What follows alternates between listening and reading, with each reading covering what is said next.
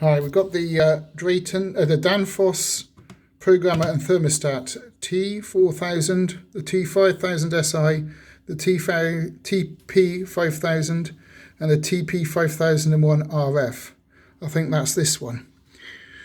So the time is 11:56. If we want to change that, you need to press the programmer and the up button at the same time and hold.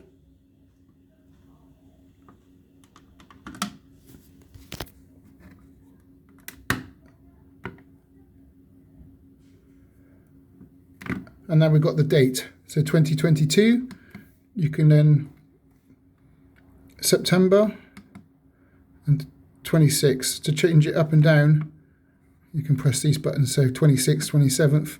So it's the 26th of September 2022.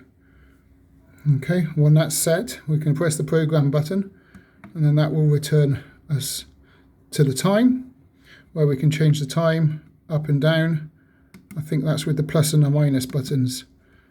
So it's 11:56 at the moment, and if it was 12, we just press this 3 times and go to 12, or we go back to 11:56 and then hit the program button, and then that's set.